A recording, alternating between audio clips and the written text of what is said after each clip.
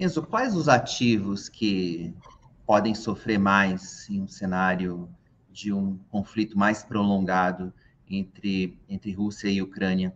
Me chamou a atenção, em particular, ali, o desempenho dos treasuries, ali, logo no começo da crise, porque eles registraram até uma queda, o que, em tese, talvez um pouco contraintuitiva, falando ali do título de 10 anos, porque uma guerra geralmente tem uma característica, né, inflacionária, os produtos aumentam de preço, a gente está falando ali da Rússia, que é um grande produtor de petróleo, e a gente está vivendo justamente um momento de pressão nos preços da commodity.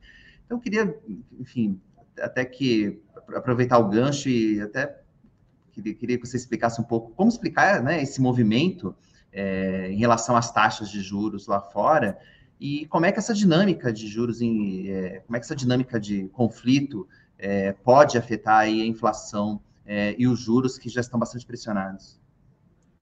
Vinícius, essa é outro ponto muito importante, né? A gente tem a guerra é uma questão assim, que a gente consegue ter um primeiro nível, a gente vê as coisas acontecendo, mas o grande acerto que o investidor tem que ter, né? O grande pensamento que o investidor tem que ter é como isso vai afetar um pensamento de segundo nível. Como se falou, a gente vai ter uma guerra, você pode ter algum problema com o fornecimento de energia, né? Se a gente for ver, diversos países da Europa dependem do gás natural da Rússia.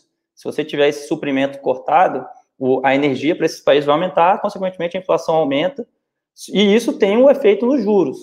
E desde o final do ano passado a gente já vinha numa conversa, principalmente com o Banco Central americano, que no final do dia é o Banco Central do mundo, né?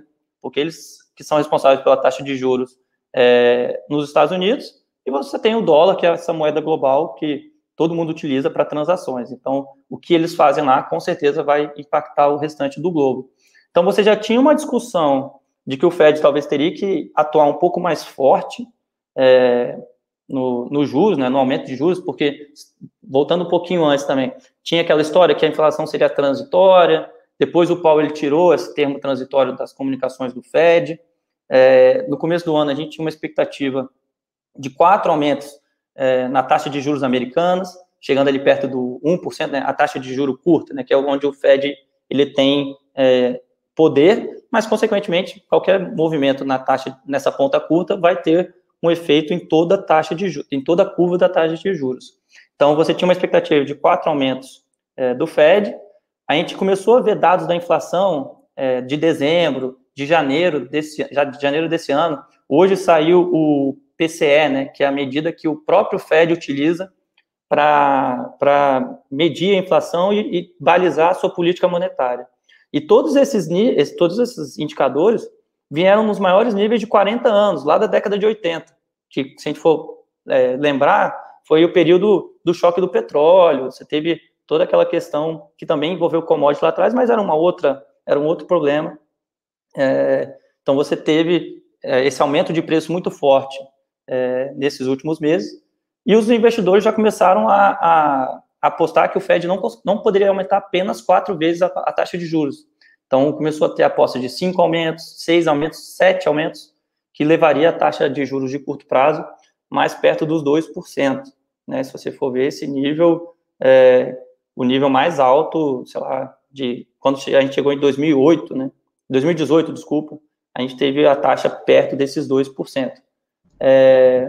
Só que a guerra tem essa questão, ao mesmo tempo que ela é inflacionária, ela vai reduzir o consumo global. Então, ele tem um efeito inflacionário forte, mas também tem um efeito deflacionário. Qual vai ser a força predominante nessa história? O problema aqui é que o Fed não pode se dar ao luxo de não atuar contra a inflação. Porque, como você pontuou, o petróleo forte, né?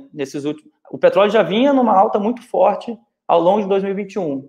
Veio a guerra. Então, o petróleo do tipo Brent, ele ultrapassou a casa dos $100, né? O maior nível desde 2014. E já tem analistas apontando que ele pode chegar no 110, no 120. Alguns traders, né, alguns investidores já estão apostando que pode chegar a $150 até o final do ano. Isso, se você tiver um petróleo muito forte, isso continuará forçando a inflação para cima. Então, se por um lado o Fed ele não poderia atuar tão forte, porque com a guerra você já teria todo esse problema da aversão a risco global cada vez maior, mas a inflação vai continuar para cima. Se ele não atuar agora, essa inflação ela pode entrar numa espiral muito, muito ruim para os mercados. Então, a gente vai ver agora, nessas próximas semanas, a gente vai ter a reunião do Fed no dia 15 a 16 de março, né? Então, a gente já vai provavelmente ver nessa reunião eles comentando sobre o impacto da guerra nas projeções do Banco Central americano. Mas se você aumentar muito os juros, você pode reduzir ainda mais a atividade global, que já vai ser afetada pela guerra. Então, todos aqueles ativos de risco que não geram caixa ainda hoje, que se beneficiaram de uma taxa de juros baixa, ali próximo de zero, vão continuar sendo penalizados. Então, a gente tem os casos de crescimento, né, as empresas de tecnologia, que se beneficiaram muito forte lá na pandemia. Então, você tinha Zoom, Peloton, várias empresas dessa nova economia que ainda não geram caixa, não geram lucro, e com o aumento da taxa de juros no final do ano passado, essas ações já vinham sofrendo. Então, se você for pegar o índice Nasdaq, diversas ações desvalorizando 50%, 60%, 70% das máximas. É uma queda muito brutal, queda parecida com a época lá da bolha da .com. Só que se essa taxa de juros continuar aumentando, a gente pode continuar vendo essas empresas sofrendo no curto prazo, porque os investidores vão migrar desses cases de alto crescimento para empresas que já geram caixa, que já dão retorno e estão negociando a múltiplos muito baratos. Então, empresas de commodities, setor financeiro também está com múltiplos abaixo do que a média de mercado, porque você tem toda aquela questão das fintechs envolvidas, né? Será que as fintechs vão ser as grandes vencedoras e os bancões vão ficar para trás? Então, você tem toda essa questão de inflação e juros que vai continuar sendo muito importante daqui para frente para os investimentos. Enzo, e qual que é a tua aposta para essa reunião do Fed de março? Estou vendo pela tua fala que, né, se ficar a inflação pega, se correr o Putin come, né? Então, a gente está meio nesse dilema, e o mercado, alguns analistas defendem a necessidade do Fed aumentar em 0,5 ponto percentual, os juros agora em março, já agora diante desse cenário de guerra, o mercado já está tendendo mais para uma alta de 0,25. Qual que é a tua visão? O que você acha que o Fed deveria fazer e o que você acha que o Fed vai fazer? Olha, na verdade, eu já tinha na minha cabeça que ele aumentaria em 0,25. A gente via essas apostas de 0,50, mas, na minha opinião, essa aposta maior poderia gerar ainda mais ruído, né, muito mais burburinho no mercado, e poderia ser, talvez, contraproducente por parte do Fed. Então, eu achava que ele já aumentaria 0,25, e agora, com a guerra, eu acho que ele ainda vai manter o 0,25. Ele já deu essa comunicação na ata de janeiro agora, né, que em março a gente já vai ter um aumento.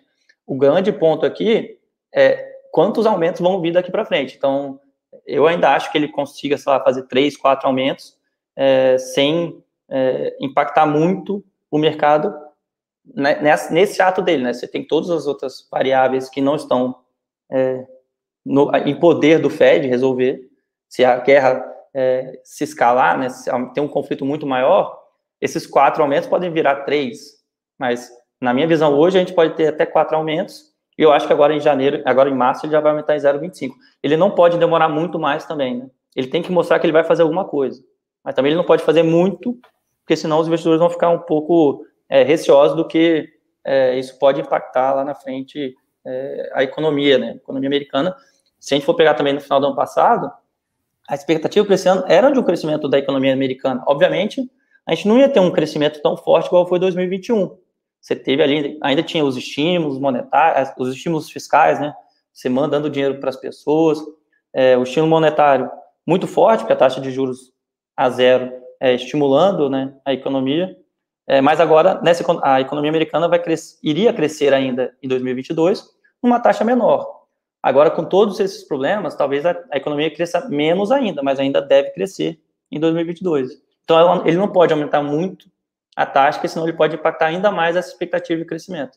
Então, acho que ele vai ficar no 0,25 mesmo, e aí a gente vai ter que esperar para, na próxima reunião, ver se essa guerra vai continuar ou não. Espero que até lá a gente possa mudar de tema, né, nos podcasts, nos nossos vídeos, para ver se ele continua nesse passo.